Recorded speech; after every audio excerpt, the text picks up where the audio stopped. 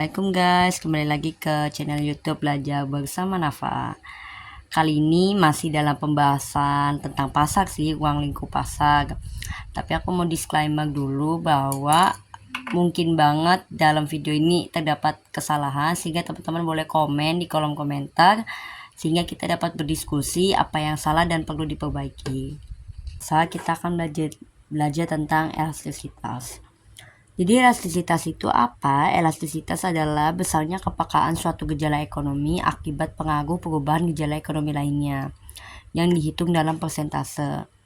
Misalnya ada dua variabel ekonomi, yaitu X sama Y. Nah, X sama Y ini berhubungan gitu, X mempengaruhi Y.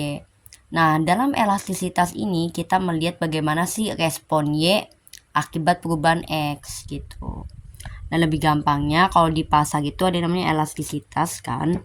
Elastisitas permintaan dan penawaran itu bagaimana respon Q akibat perubahan harga. Jadi ingat, hukum permintaan dan penawaran itu kan P mempengaruhi Q. Jadi elastisitas ini mengukur bagaimana respon Q terhadap P yang berubah ini. Nah, respon Q itu ada 3. Ada bisa turun atau naik secara besar, ada turun atau naik secara kecil, atau bahkan tidak berubah. Nah, bagaimana tahunya? Kita akan masuk ke dalam materi elastisitas permintaan dan penawaran. Gitu ya, teman-teman pahami dulu konsepnya. Kalau di elastisitas ini melihat bagaimana respon Q, respon kuantitas menyikapi P yang berubah. Nanti kalau misalnya elastisitas pendapatan berarti bagaimana respon Q terhadap perubahan pendapatan. Nanti kita akan belajar. Nah, kita akan membedah dulu nih. Elastisitas itu terbagi ada 2. Oh ya, elastisitas itu lambangnya E kayak gini. Elastisitas permintaan dan elastisitas penawaran. Elastis permintaan terbagi lagi menjadi 3. Ada elastisitas harga, elastisitas hilang, dan elastisitas pendapatan. Oke, kita akan masuk dulu ke elastisitas permintaan. Elastisitas harga permintaan, respon kuantitas demand akibat perubahan P gitu. Nah, dalam elastis harga permintaan ini nanti kita akan menemui negatif positif nih. Nah, negatif positif ini tidak dihiraukan gitu karena bersifat mutlak. Jadi kalau negatif tetap kita anggap sebagai positif. Seperti itu. Nah, dalam elastisitas harga permintaan ada macam-macamnya lagi nih. Yang pertama itu ada elastis. Nah, bagaimana kita tahu kalau elastisitas itu elastis, barang itu elastis?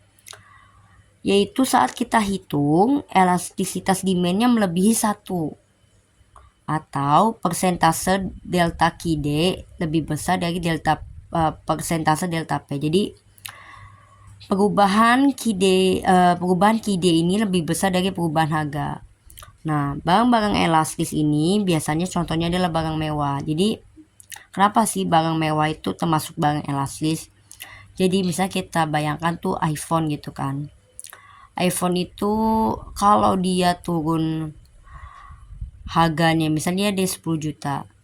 Terus turun harga dikit aja. Jadi misalnya jadi 9 juta. Orang itu akan berbondong-bondong beli drastis banget. Misalnya dari 10 juta nih, mungkin permintaannya ada 10. Saat 9 juta, karena itu barang mewah ya. Jadi orang berlomba-lomba untuk beli gitu. Karena mumpung murah nih. Maka orang-orang itu akan beli. Naik tuh, misalnya 100%. Kan jadi 20 permintaannya. Padahal cuma turun 1 juta. Tapi permintaannya, QD-nya itu naik 100%. Tuh. Nah, kan kuantitas demand, perubahan kuantitas demand melebihi persentase perubahan harga. Jadi perubahan harganya kecil tapi kuantitas demandnya itu besar, melebihi perubahan harganya. Nah, itu biasa terjadi di barang mewah. Seperti itu. Nah, elastis itu kalau kita bikin kurvanya tuh kayak agak mau tidur gitu, dia agak tiduran gitu, maksudnya ya tidur gitu deh pokoknya. Nah selanjutnya ada elastis sempurna. Jadi elastis sempurna itu tandanya itu ini tak terhingga gitu. Jadi kalau di kalkulator itu kan ada yang tak terdefinisi, nah itu maksudnya ya ini tak terhingga itu. Nah ini elastis sempurna ini tidak ada di dunia nyata ya, hampir tidak pernah ditemukan. Karena saat P harga naik sedikit maka Q turun drastis gitu kan. Nah jarang ada di kehidupan nyata yang seperti itu. Nah kalau elastis sempurna juga kalian harus pahami dia kurvanya adalah horizontal ya kan, horizontal tuh. Berikutnya yaitu elastis uniter, atau kalau kita hitung dia sama dengan 1 maka dia uniter, atau apabila harga berubah 10% maka berarti kuantitasnya juga akan berubah sebesar 10%, sama dengan gitu. Nah dia itu kayak segitiga siku-siku ya, kayak ini bentuk kurvanya. Berikutnya inelastis. Inelastis itu kalau kita hitung nanti elastis demandnya kurang dari 1. Biasanya inelastis ini adalah barang pokok. Aku punya contoh di sini adalah beras misalnya. Saat harga beras 10.000 per liter, permintaan yang dilakukan adalah 20 liter. Nah, beras tuh naik tuh jadi 12.000 per liter. Ternyata permintaannya turun 18 liter. Dapat kita lihat, ternyata harga beras kan naik 20% ya. Tapi ternyata kuantitasnya itu turunnya kurang dari kenaikan harganya, yaitu 10% doang. Maka saat ini elastis, persentase perubahan KID lebih kecil dari persentase perubahan harga. Jadi istilahnya seperti ini ya, kita bisa analogikannya gini, karena beras itu kebutuhan pokok, meskipun dia harganya naik kita harus tetap beli gitu. Misalnya kita nggak bisa nurunin banyak pembeliannya karena kita butuh beras. Nah itulah yang namanya inelastis. Jadi saat beras naik kita emang akan nurunin permintaan kita, tapi nggak akan turun banyak gitu karena kita butuh beras atau barang-barang pokok yang lain, misalnya kayak minyak, telur. Nah itu kan ini kalau kita simpulkan lebih kecil Q-nya, persentasenya lebih kecil daripada si persentase perubahan P-nya. Berikutnya ada inelastis sempurna. Dia kalau kita hitung elastis demand-nya sama dengan 0. Nah, kurvanya gimana? Vertikal. Contohnya garam. Jadi garam ini inelastis sempurna karena meskipun harga garam naik atau turun, KID-nya akan tetap. Jadi kuantitas itu tidak berubah gitu. Misalnya garam naik, garam turun deh dari 2000 jadi 1000. Awalnya kita beli 1, ya udah saat harganya turun kita akan beli 1 juga. Karena kan garam itu bukan yang harus dipakai banyak gitu kan. Misal kita pakai cuma 1 sendok teh gitu. Nah jadi saat harga garam itu turun, ya masyarakat tidak terpengaruh terlalu besar, karena ya tergantung bagaimana masyarakat itu memandang garam. Ada yang kayak biasa aja atau memang butuh garam, tapi biasanya saat harga garamnya turun ya kuantitas demand akan tetap seperti itu. Jadi itu yang namanya inelastis sempurna. Kalau sebenarnya kalau kita lihat dari kurvanya ya, jadi kenapa dia vertikal, sebenarnya menggambarkan ini kuantitasnya nih. Dia tetap kan berdiri gitu, tapi harganya bisa di mana-mana. Bisa harganya di sini, tapi kuantitasnya tetap. Nah, seperti itu maksud dari si kurva ini. Jadi kuantitasnya tetap tapi harganya bisa naik turun, tapi kuantitasnya tetap. Nah, ngomong-ngomong, tadi kita udah bahas tentang jika dihitung sama dengan 1, 0, bla bla bla bla. Nah, ini rumusnya nih. delta QD per delta P dikali P1 per QD1. Maksudnya delta QD ini adalah Q2 kurang Q1. Kalau delta P ini P2 kurang P1. Persentase delta QD atau rumusnya itu adalah kita persentase delta QD per persentase delta P. Nah, sebelum itu aku pengen mungkin kasih rangkuman dulu ya. Jadi ini tuh elastisitas nih. Elastisitas harga permintaan. 0 sama 1. 1 ini kan 1. Ada deh satu lagi yaitu tak terhingga gitu. Tak terhingga. Kalau 1 itu uniter, 0 itu inelastis sempurna. Aduh tulisannya sempurna. Antara 0 sama 1 ini apa? Inelastis. Nah, kalau lebih dari 1 yaitu elastis. Kalau tak terhingga berarti apa? Elastis sempurna. Aku singkat aduh jelek banget. Ya gitu, semoga dimengerti ya. Jadi 0 itu inelastis sempurna, di antara 0 sampai 1 inelastis, 1 itu uniter, lebih dari 1 elastis. Kalau tak terhingga elastisitas sempurna. Seperti itu. Oke, aku ada contoh soal di sini. Latihan soal. Ketika ada suatu barang 6.000 per unit, kuantitas barang yang diminta 10 unit. Kemudian turun menjadi 4.800 per unit. Jumlah barang yang diminta 12. Berapa koefisien elastisitas dan jenis apa barang tersebut? Jadi kita ditanya apa sih koefisiennya berapa dan jenis barang itu apa. Oke, kita akan identifikasi dulu. Harga suatu barang 6.000 per unit. Berarti ini P1-nya. Jadi kalau ada latihan soal kita identifikasikan P1-nya. Terus ini berarti Q1-nya. 4.800 tuh kata harganya turun. Berarti keadaan 2. Dia P2. Saat harga turun jumlah yang diminta naik. Berarti ini Q2 keadaan 2. Oke, kita masukin rumus.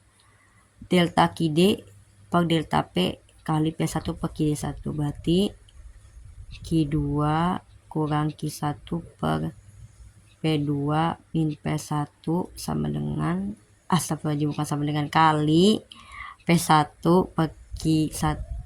Maksudnya QD ya ini ya. Oke, Q2-nya kita lihat di sini 12 dikurang 10. P2 nih yaitu 4.800 dikurang 6.000 ya. Oke.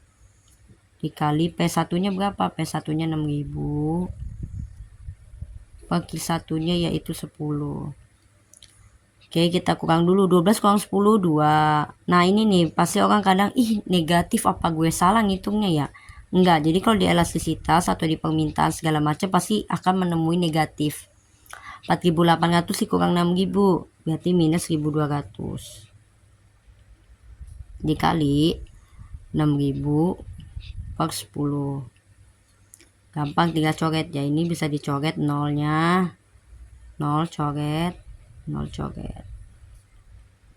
2 kali 6 12 per sisa 12 kan minus 12. Berarti minus 1. Ingat nilai mutlak, berarti 1 ini adalah 1. Berarti koefisien elastisititasnya 1. Berarti jenisnya apa? Uniter. Ingat ya, mutlak. Jadi dia akan jadi positif kalau mutlak itu. 1 berarti dia uniter, seperti itu. Berikutnya kita akan masuk ke elastisitas hilang, masih dalam elastisitas permintaan. Dalam elastisitas hilang ini kita akan melihat ada 2 barang nih. Bagaimana respon QX akibat perubahan PY. Jadi gimana sih respon kuantitas X, barang X akibat perubahan harga barang Y. Jadi di sini kita akan lihat hubungan antar barang itu apa? Substitusi kah, saling melengkapi atau komplementer. merupakan barang pengganti. Jadi kalau di elastisitas silang ini atau lambangnya EC itu kita ada positif negatif, jadi bukan nilai mutlak lagi. Jadi kita akan melihat bagaimana negatif positif. Kalau positif berarti substitusi, kalau negatif berarti komplementer. Rumusnya apa? Sama sebenarnya. Bedanya adalah di delta Qx nya, berarti kan Qx2 kurang Qx1 dibagi PY2 dikurang PY1. Oke, kita langsung masuk latihan soal aja. Jadi saat harga 1 kg daging ayam 15.000, jumlah daging sapi yang diminta sebanyak 100 kg. Ketika harga daging ayam naik menjadi 20.000 dan harga daging sapi tetap, jumlah daging sapi yang diminta naik menjadi 125 kg. Apa hubungan daging sapi dan ayam? Oke, kita akan identifikasi dulu. Harga daging ayam berarti ini PY1, ya kan, barang Y PY1. Jumlah daging sapi sebanyak 100 kg berarti Qx1 keadaan 1. Ketika harga daging ayam naik menjadi 20.000 berarti PY2. Harga daging sapi tetap, jumlah daging sapinya yang diminta 125 kg berarti Qx2. Oke, langsung kita masukkan rumus, berarti Qx2 dikurang Qx1 dibagi PY2 dikurang PY1 PY1 dikali PY1 per Qx1.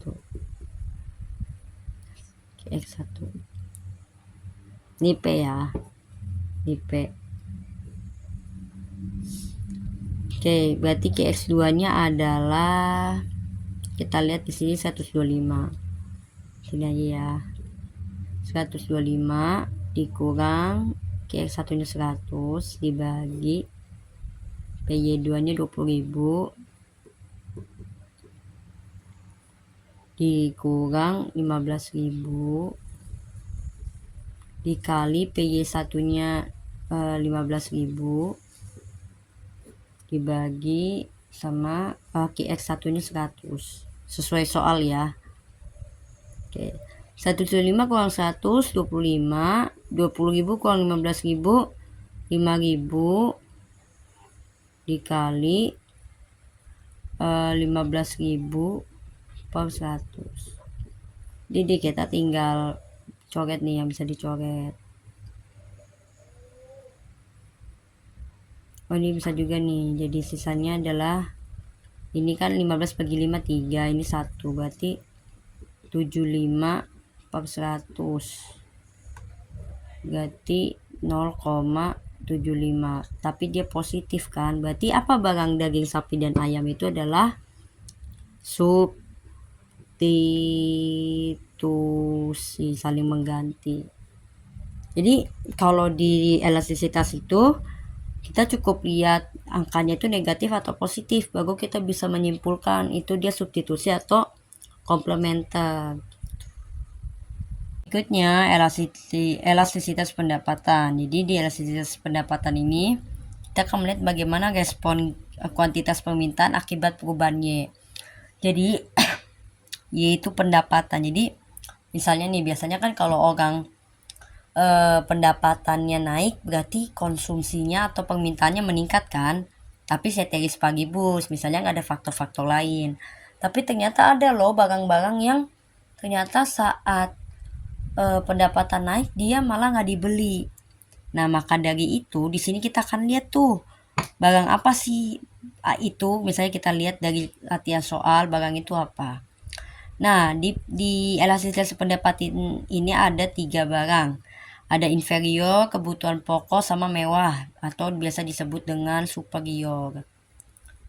Nah, apa sih inferior? Jadi inferior itu adalah barang yang saat pendapatan masyarakat naik, barang itu nggak dibeli atau diturunkan gitu permintaannya. Jadi misalnya saat misalnya ya orang itu kalau gajinya 1 juta dia beli sendal swallow, tapi saat gajinya 2 juta ya udah dia nggak beli lagi sendal swallow. Nah, itulah si sendal swallow itulah barang inferior. gitu. Oke, kita langsung latihan soal aja. Untuk rumusnya adalah delta Q berarti Q2 dikurang Q1 dibagi delta Y, Y2 dikurang Y1 dikali Y0, maksudnya tuh Y1 ya, maksudnya pendapatan awal dibagi sama kuantitas awal. Oke.